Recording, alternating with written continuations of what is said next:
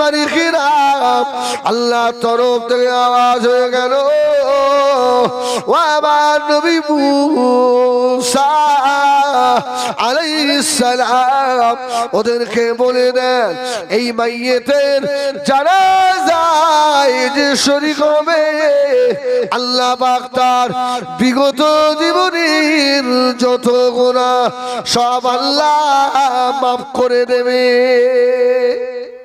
জোরে বলে না, সব গুনাহ তার মাফ হবে। এই কথা শুনে আল্লাহ নবী মুসা আলাইহিস সালাম দেশবাসীকে বললেন, বাবা জানাজায় গেলে গুনাহ মাফ। লোক বেশি হবে না কম হবে? একদম সব একদম ভরে গেছে। জঙ্গলের ভিতরে গিয়ে লাশ খুঁজে পাচ্ছে না, খুঁজে খুঁজে দেখে হ্যাঁ লাশ পড়ে আছে।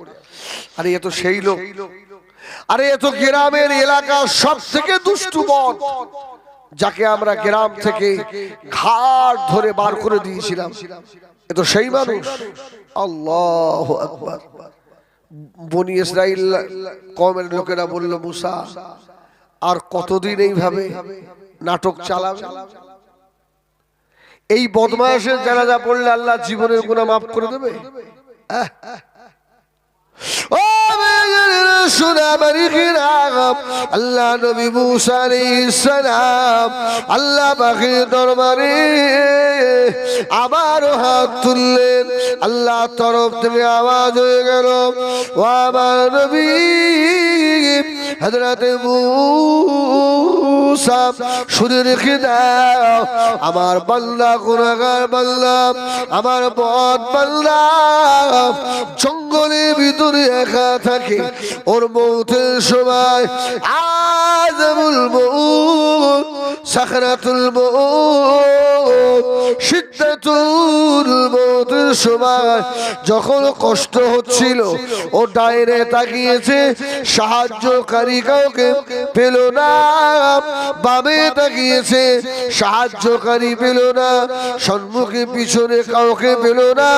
এবারে আমি আল্লাহ আমার দিকে মুখটা তুলে দিয়েছে। আল্লাহ কেউ আমার সাহায্যকারী নেই, আল্লাহ তুমি ছাড়া কেউ নাই।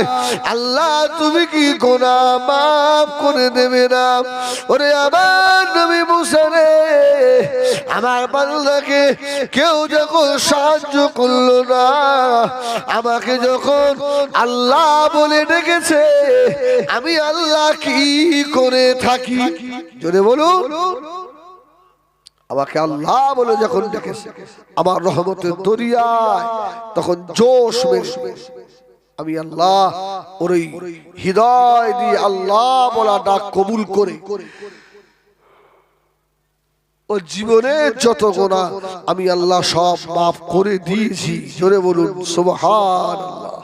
ওর নামটাকে আমি আল্লাহ ওলিদের খাতায় লিখে দিয়েছি। জোরে বলবেন না? জোরে হবে না সুবহানাল্লাহ? এই জন্য আল্লাহর দরবারে দোয়া চাইতে হয়, আল্লাহ শেষটা যেন ভালো হয়। কি যার শেষ ভালো তার সব ভালো। যার মৃত্যু ভালো হবে তার কবর ভালো হবে, যার কবর ভালো হবে তার হাসর ভালো হবে, যার হাসর ভালো হবে তার মিজান ভালো হয়ে যাবে, যার মিজান ভালো হবে তার পুলসিরাত ভালো হবে, যার পুলসিরাত ভালো হবে ওই মানুষটা আল্লাহ পাকের জান্নাতি হয়ে যাবে। জোরে বলে। এই জন্য আল্লাহর কাছে বেশি বেশি দোয়া চাইবেন, আল্লাহ ঈমানের সঙ্গে মওত দেন। কিসের সঙ্গে? ঈমানের সঙ্গে। অনেকে বলে না জুমার দিনে বললেই কবরের আযাব আসে না, আসে না। একটা মানুষ সারা জীবন নামাজ পড়েনি, ও রোজা করেনি, হজ করেনি, যাকাত দেয়নি, বেঈমান হয়ে মরেছে, ও শুক্রবারে মরল, ওর কবরের আযাব মাফ?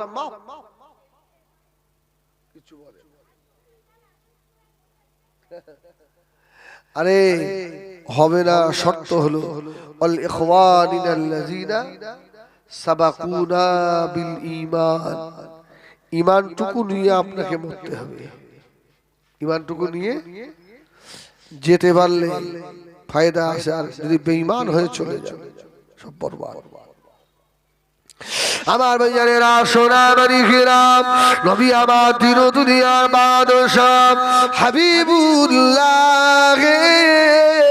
জনাবে মুহাম্মদুর রাসূলুল্লাহ সাল্লাল্লাহু আলাইহি সাল্লাম আল্লাহ নবী জিহাদের ময়দানে সাহাবাদের গরিব নবী আবার জিহাদের ময়দানে চলে গেলেন। আল্লাহ নবী জিহাদের ময়দানে ছোট্ট একটা হুজরার ভিতরে একজন বেঈমান ছাগলের রাখাল, এই আমার দিকে, বেঈমান ছাগলের রাখাল আস্তে আস্তে গিয়ে বলছে, এখানে নাকি তোমাদের নেতা হযরতে মুহাম্মদ সাল্লাল্লাহু আলাইহি সাল্লাম নাকি এসেছে? বলল হ্যাঁ। কোথায়? আখেরি জামানার নবী কোথায়?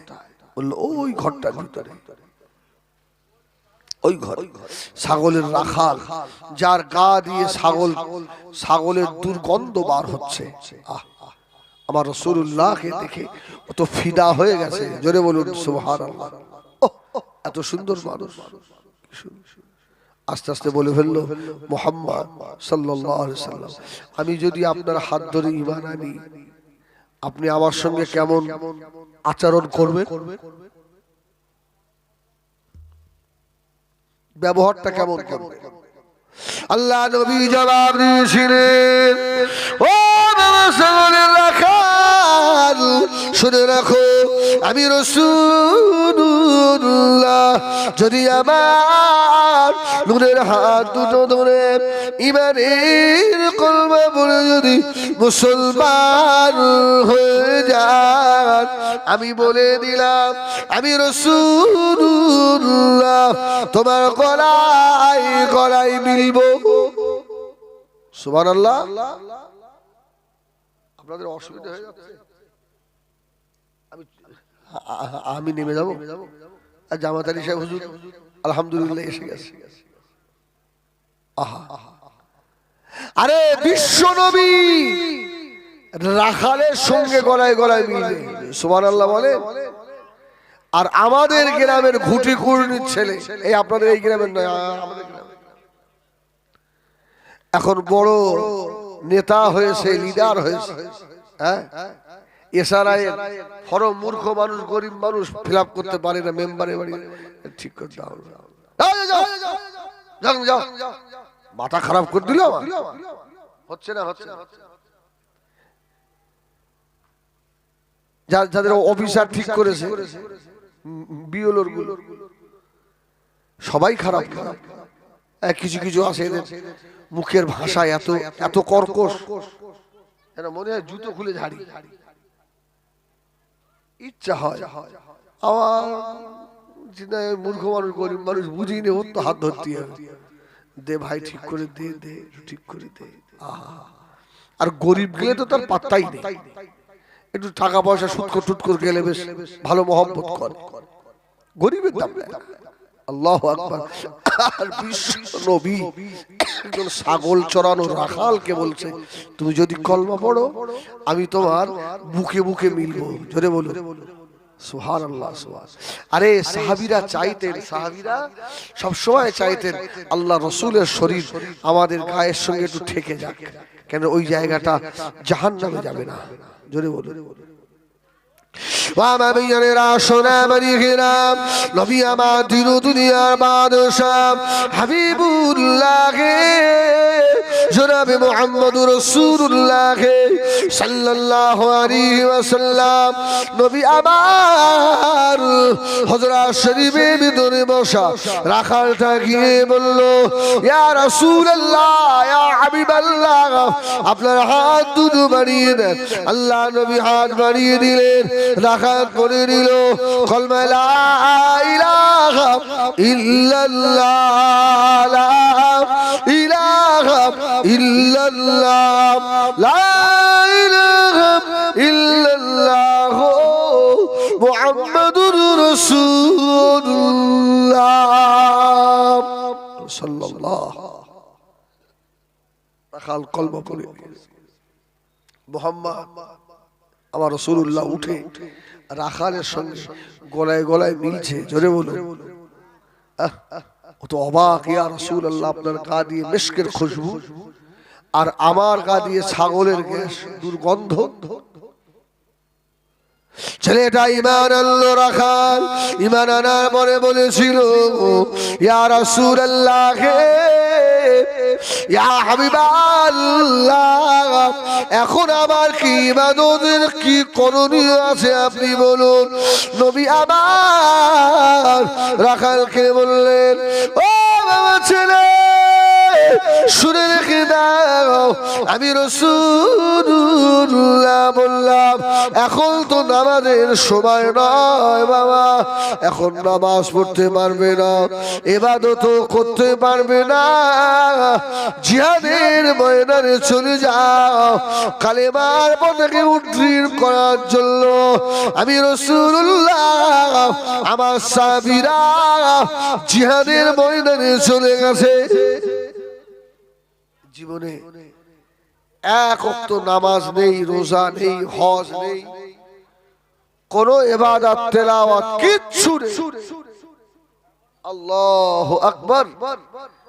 রাখালের ঈমান এত বেড়ে গেছে, মজবুত হয়েছে, ও বলল, ইয়া রাসূলুল্লাহ, আমি এখনই চলে যাচ্ছি জিহাদে। সুবহানাল্লাহ বলে, জিহাদে এখনই আমি অংশ নেব। রাসূল বলল, তোমার এই ছাগলের পালগুলো কি হবে? রাসূল বললেন, আমি ইচ্ছা করলে কিন্তু গনিমতের ভিতরে এই ছাগলগুলো নিয়ে নিতে পারি, কিন্তু আমি রাসূলুল্লাহ নেব না।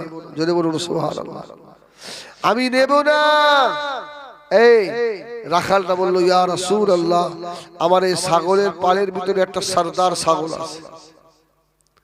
কি গরুর পালের মধ্যে একটা সরদার থাকে, ও যেদিকে যায় সেদিকে সবাই যায়। ইয়া রাসূলুল্লাহ, আমি যদি এখান থেকে ছাগলগুলোকে রাস্তায় উঠিয়ে দিই, আমার মালিকের বাড়িতে পৌঁছে যাবে। রাসূল বলল, দাও, তোমার মালিকের বাড়িতে উটগুলোকে তাড়িয়ে দাও। ছাগলগুলো সব ছাগল চলে সাহাবী হুজুর ছাগলের রাখাল তলোয়ার হাতে নিয়ে জিহাদের ময়দানে নেমে গেছে।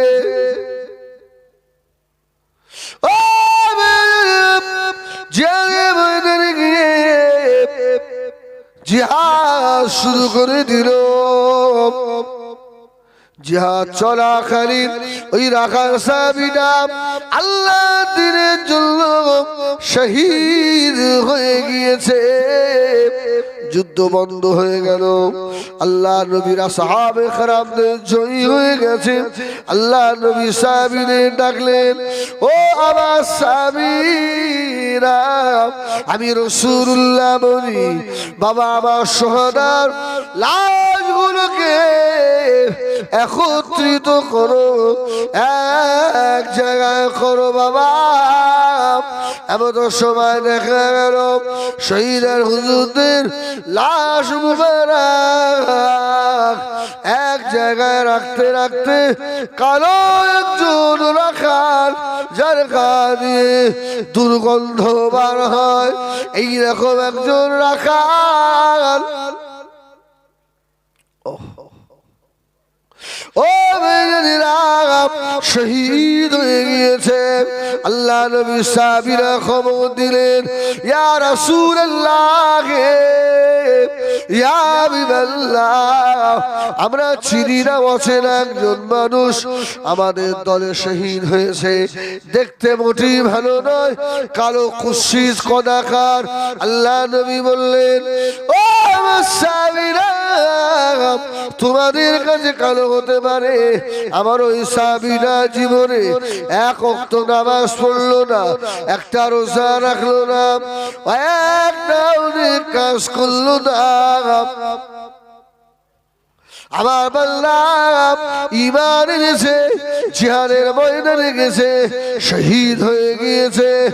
ও আমার সাহাবীরা, ওই ছেলেটার জন্য আসমান কাঁদে, জমিন কাঁদে, সমস্ত মালায়েকা ফারিস্তারা কাঁদে। জোরে বলো, আমার ওই সাহাবীটা শহীদ জান্নাতি সাহাবী জোরে বলে না সুবহানাল্লাহ একবার দরুদ শরীফ আল্লাহুম্মা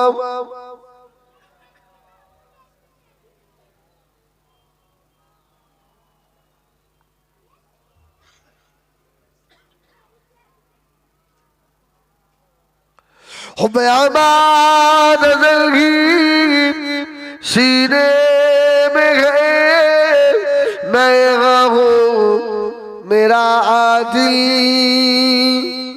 मदीने में है फूल तो फूल काटूं क्या हुस्न है लुत्फ जन्नत से बढ़कर मदीने में है अल्लाहुम्मा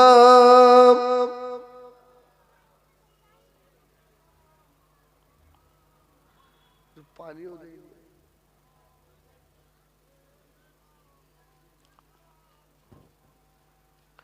कलमा ला इलाहा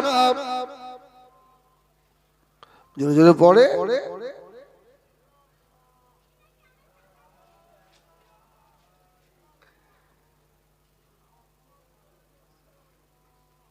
हस्बी रब्बी जल्लल्लाह माफी कल्बी गैरुल्लाह नूर मुहम्मद सल्लल्लाह हक ला इलाहा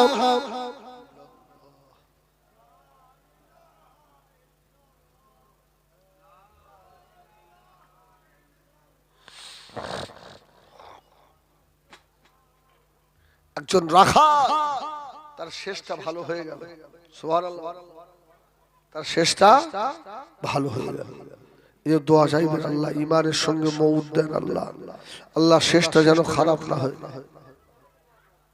তাহলে জাহান্নামী হয়ে যাবে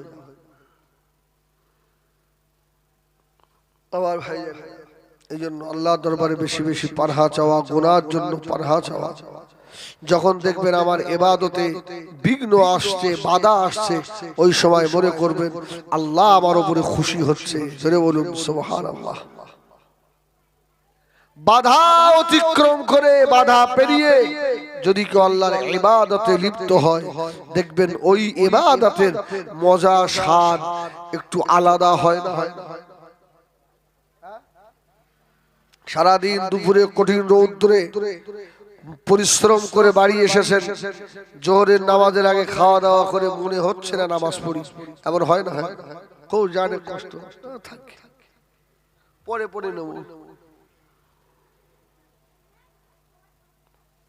যদি শয়তানের মুখে লাথি মেরে ওই সময় দাঁড়াতে পারে দেখবেন ওই নামাজের মজা আলাদা রাত্রিরে ঘুম থেকে উঠে তাহাজ্জুদ পড়তে খুব কষ্ট হয় কে না ঘুম থেকে উঠে একবার যদি ঝাড়া দিয়ে উঠে ওযু করে তাহাজ্জুদে দাঁড়ান দেখবেন সারাটা দিন আপনার মন কত সুন্দর থাকে ভালো থাকে কি বাবা থাকে না আর যেদিন ফজরের নামাজ কাজা হয়ে যায় হ্যাঁ ওদিনে সারাদিন মনটা যেন ব্যথা যারা নামাজি আর যারা বেনামাজি এদের খুশি আর বেজারের কি আছে প্রত্যেক দিনও যা আজকেও তাই আল্লাহ দরুদ শরীফ আল্লাহুম্মা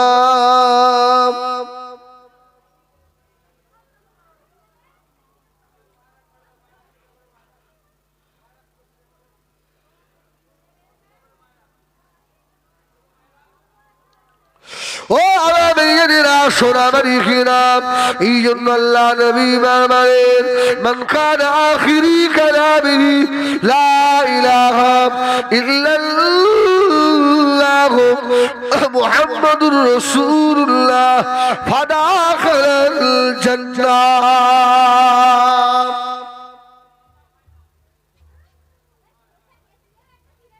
যে ব্যক্তিটার শেষ কথা হয়ে যাবে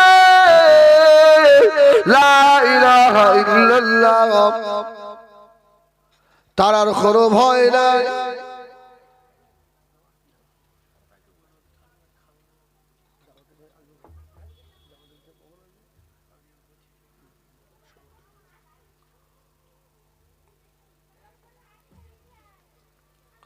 আমার সোনাবাড়ি, তার কোনো ভয় আছে? যার শেষ কথা লা ইলাহা ইল্লাল্লাহ। আমার দিনদার ইমানদার ভাইরা, সোনাবাড়ি ঘেরাম, নবী আমার দিন দুনিয়ার বাদশাহ জনাবে মুহাম্মদুর রাসূলুল্লাহ সাল্লাল্লাহু আলাইহি ওয়াসাল্লাম। আল্লাহ নবী আছেন, নামাজ আছে, রোজা আছে, হজ আছে, যাকাত আছে, কলমা আছে, সব ইবাদত আছে। মানুষের মনে অহংকার আছে,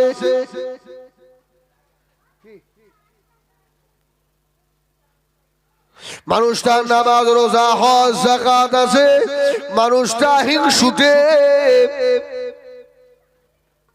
মানুষটা হজ যাকাত রোজা নামাজ সব আছে, ওই মানুষটা বোনের ভাইয়ের হক মেরেছে। এবার কি হবে? এতক্ষণ তো শুনছিলাম বিরাট লাভ হয়ে যাবে, বিরাট গুনাহ সব মাফ করে দেবে, আল্লাহ বিনা হিসাবে জান্নাতে দেবে। যদি ভাই বোনের সঙ্গে সম্পর্ক বিচ্ছেদ হয়, রাসূল বললেন এ তো জান্নাতের খুশবুটাও পাবে না। জান্নাতে যাওয়া দূরে যাক, জান্নাতের খুশবুটাও ওর নসিবে নেই। ও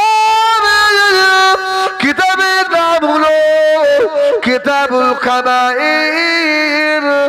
এই কিতাবের ভিতরে লিখিত আছে আল্লাহর একজন ওলি বান্দা আল্লাহ পাকের কাবা শরীফের জিয়ারত করতে গেলেন, যাকে বলা হয় কাবা শরীফের হজ করতে গেলেন, টাকা পয়সা নিয়ে আল্লাহর নেক বান্দা ওই মক্কা শরীফে সব থেকে বড় আলেম ছিলেন। ওই আলেমের কাছে সকলেরই আমানত রেখে যেত। আল্লাহু আকবার। হাজী সাহেব হজে যাবে, কাছে অনেক টাকা, চিন্তা করছে যদি পকেট মার হয়ে যায়। ওই হাজী সাহেবের কাছে জমা দিয়ে গেছে, জমা দিয়ে রেখে চলে গেছে। আল্লাহ কাবা শরীফ থেকে মিনা শরীফে গেলে, মিনা থেকে আরাফায় গেলেন, আরাফা থেকে মুজদালিফায় গেলেন, মুজদালিফা সারা রাত যেমন করে হেঁটে হেঁটে হেঁটে হেঁটে পাথর কুড়িয়ে হেঁটে হেঁটে পাথর কুড়িয়ে নিয়ে মুজদালিফা জমিন থেকে মিনার জমিনে রওনা হলেন। শয়তানকে কঙ্কর মারলেন, শয়তানের মেরে দিয়ে একটা ছাগলের ভাইয়ারা সোনাবাড়ি ঘেরাম। আল্লাহর নবী শয়তানকে কাকর মারলেন, কাকর মেরে দেড়া হলে যাব করলেন, কুরবানি হয়ে গেল। হাজী সাহেব হয়ে গিয়েছে বাবা, কিন্তু ঘুমের ভিতরে স্বপ্নে দেখতে পাচ্ছেন যে হাজী সাহেবের কাছে টাকা আমানত রেখে গিয়েছিলাম, ওই হাজী সাহেবের কবরের ভিতরে আযাব হয়। যে মানুষটা 5 ওয়াক্ত নামাজ কাবায় গিয়ে পড়ে, সব থেকে মক্কার বড় আলেম, তার কবরে আযাব। মাথা খারাপ, উনি ঘুমের ভিতরে স্বপ্ন দেখছেন ওই মানুষটা মারা গেছে। হজের কাজ কমপ্লিট করে ওই সাহেবের বাড়ি এসে দেখেন দরওয়াজা বন্ধ করা।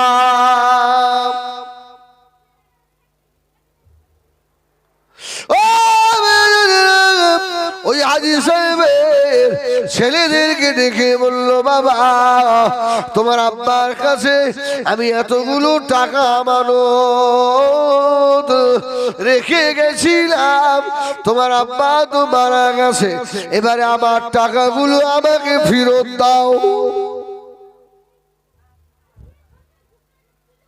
আমার টাকা ফেরত দাও।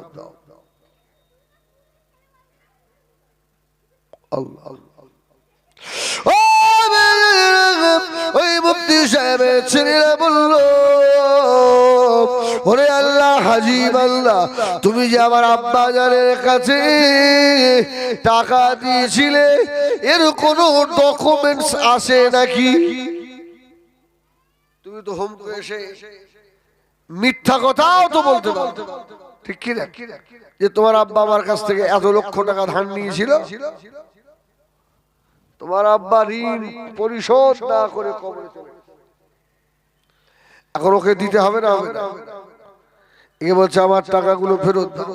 হাজী সাহেবের ওই মুফতি সাহেবের ছেলে বলছে, আব্বা আপনার কাছ থেকে টাকা নিয়েছিল কিনা এ তো আমি বলতে পারবো না, আমি জানি হবে না। পরের রাত্রিরে আবার ঘুমের ঘরে স্বপ্ন দেখেন, নবী আমার দিন দুনিয়া বাদশাহ জনাবে মুহাম্মদুর রাসূলুল্লাহ সাল্লাল্লাহু আলাইহি ওয়াসাল্লাম এসে স্বপ্ন দেখাচ্ছে, বাবা হাজী সাহেব, ও বাবা হাজী সাহেব, জমজমের কুয়াটা আল্লাহ পাকের রহমতের জাল্লা, জোরে বলুন সুবহানাল্লাহ।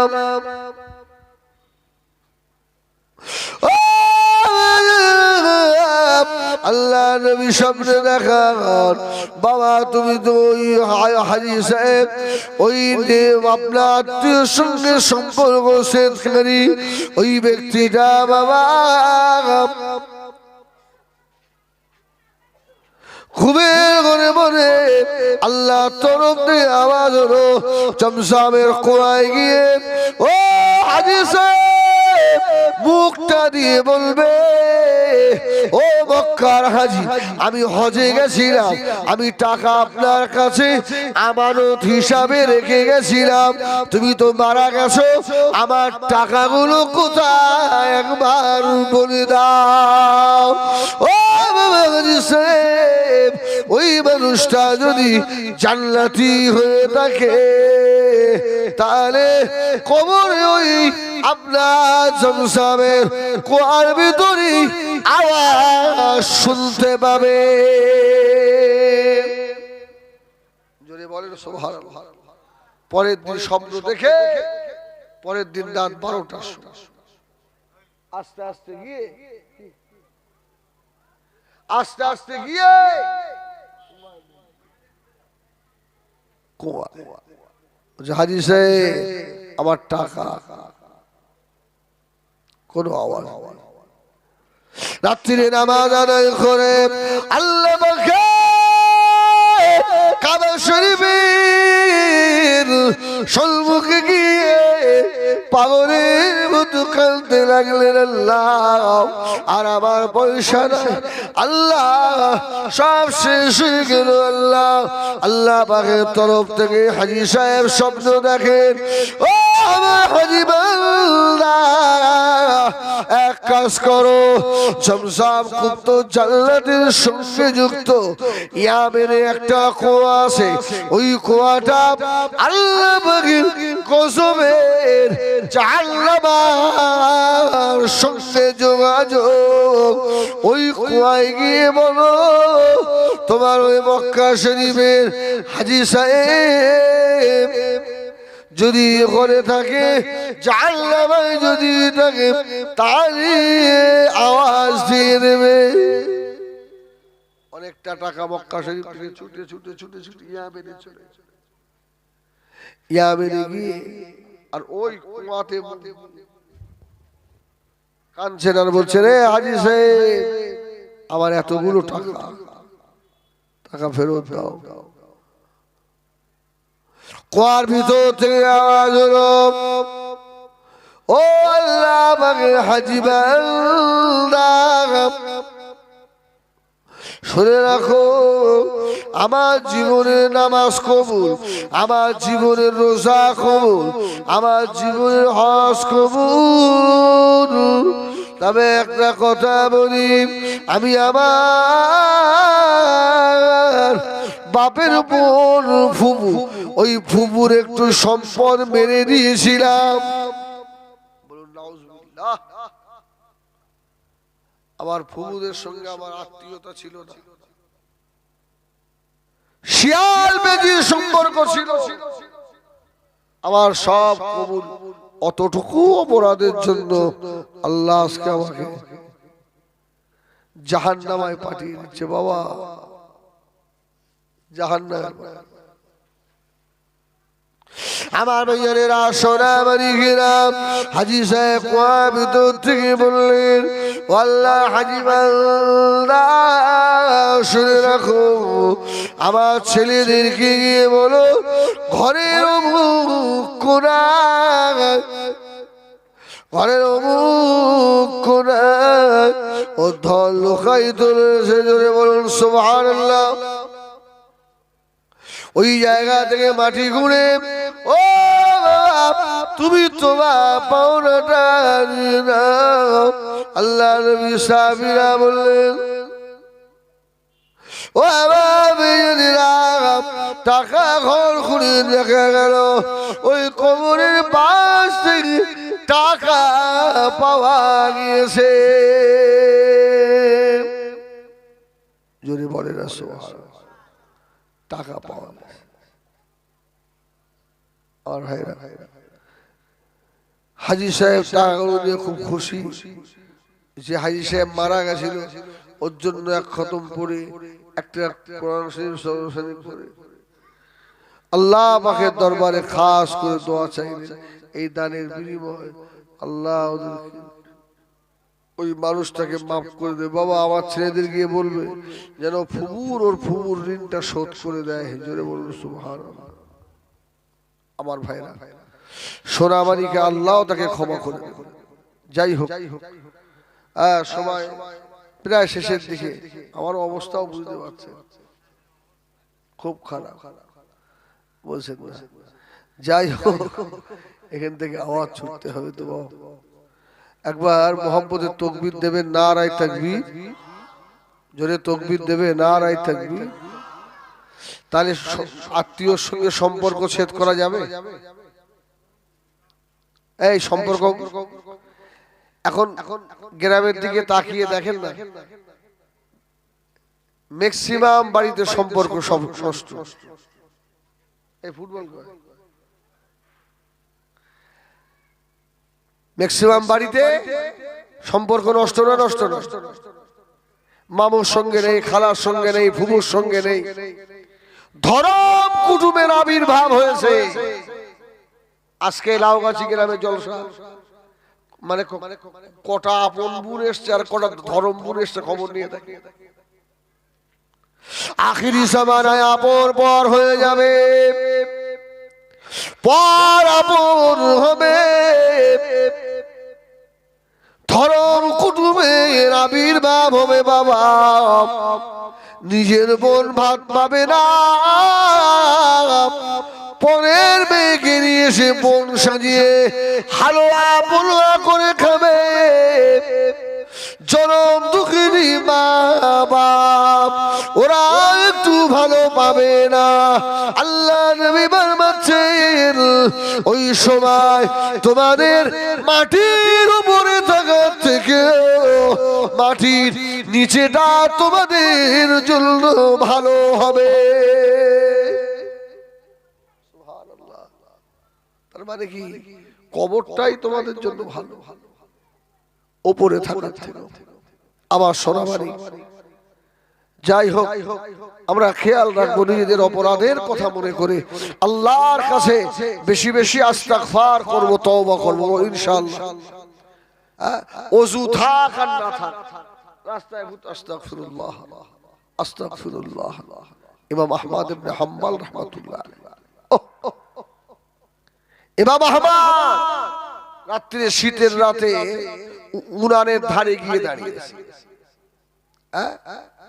উনানের ধারে গিয়ে দাঁড়িয়ে একটা ছেলে রুটি সেকছে, রুটি আর রুটি সেকছে আর বলছে আস্তাগফিরুল্লাহ আস্তাগফিরুল্লাহ। ইমাম আহমদ ইবনে হাম্বল বলছে বাবা রে, এ তো রুটি সেকে আর শুধু আস্তাগফিরুল্লাহ বলে। রাত অনেক হয়েছে তো ইমাম আহমদ ইবনে হাম্বল বলছে বাবা আমি বুড়ো মানুষ, একটু আঁচের ধারে বসি। এই আস্তাগফার পড়া দেখে ইমাম আহমদ বললেন বাবা তোমার গা দিয়ে যেন জান্নাতি একটা খুশবু আসছে, জোরে বলুন তোমার গা দিয়ে জান্নাতি খুশবু। যে ডিস্টার্বটা হচ্ছিল মোটামুটি ঠিক, তোমার গা দিয়ে জান্নাতি খুশবু। ও বাবা ছেলে তোমাকে দেখে আমার মনে হয় আল্লাহ তোমাকে মুস্তাজাবুদ দাওয়াত করেছে, জোরে বলুন সুবহানাল্লাহ। সেটাকে ইমাম আহমদ ইবনে হাম্বল বললেন তোমার মনের কোনো আশা আছে, কিছু আসলো? ছেলেটা বলেছিল ও মুরব্বি রে, আমার জীবনের একটা বড় আশা, আমার মায়ের কাছে আমি দোয়া চেয়েছি জীবনে একবার যদি ইমামে আহমদ ইবনে হাম্বলের সঙ্গে যদি দেখা হতো। সুবহানাল্লাহ বলে না? ইমাম আহমদ ইবনে হাম্বল হুজুর তো দাঁড়িয়ে সকাল হয়ে গেল, ও ইমাম আহমদ ইবনে হাম্বল বললেন ও বাবা ছেলে আল্লাহ আমাকে এখনো মুস্তাজাবুদ দাওয়াত করে না, তুমি মুস্তাজাবুদ দাওয়াত হয়ে গেলে। মুস্তাজাবুদ দাওয়াত কাকে বলে? হাত তুলতে দেরি হয় তো কবুল হতে দেরি হয় না। বাবা আমি এখনো মুস্তাজাবুদ দাওয়াত আমি হতে পারি, আমি এখনো হতে পারি, তুমি হয়ে গেলে এর আমল কি? বলল হুজুর আমি বেশি বেশি আস্তাগফার পড়ি, জোরে বলুন সুবহানাল্লাহ। মাঝে মধ্যে মধ্যে পড়বেন আস্তাগফিরুল্লাহ আল্লাযী লা ইলাহা ইল্লা হুয়াল হাইয়ুল কাইয়্যুম ওয়া আতুবু ইলাইহি। আস্তাগফিরুল্লাহ الذي لا إله إلا هو الحي القيوم وأتوب إليه। দুয়ার ভিতরে কাঁদবে আর হাত তুলে বলবে আল্লাহুম্মা আজিরনা মিনান নার, আল্লাহুম্মা আজিরনা মিনান নার, আল্লাহুম্মা হাসিবনি হিসাবান ইয়াসীরা। আল্লাহ আমার হাসরের ময়দানের হিসাব আল্লাহ তুমি সহজ করো। আল্লাহর কাছে এইভাবে দোয়া চাইবে, বেশি বেশি আস্তাগফার দোয়া। আর যারা আমরা বেনামাজি আছি আল্লাহর রাস্তায়, আল্লাহ করে নামাজি হয়ে যাবো ইনশাআল্লাহ। হবেন তো না? কিছু আরে আমার নয় তোমাদেরও লেগেছে। জোরে একবার তাকবীর দাও, নারায়ে তাকবীর, নারায়ে তাকবীর। জনাব আলহাজ মাওলানা জামাত আলী সাহেব হুজুর সিলসিলায়ে হক মুজাদ্দিদুজ জামান আহলে সুন্নাত ওয়াল জামাআহ, নারায়ে তাকবীর। আমার ভাইরা যারা এখনো বাইরে রয়েছেন সব আল্লাহর রাস্তায় মাহফিলে আসেন। পীর আল্লামা কালিমুল্লাহ হুজুর রাহমাতুল্লাহ আলাইহির খুব মহব্বতের মানুষ ছিলেন। যেন আলহাজ মাওলানা জামাত আলী সাহেব হুজুর মানসিক দিক দিয়ে অনেকটাই দুর্বল, কেন সঙ্গী হারা হয়ে গেলে যা হয়।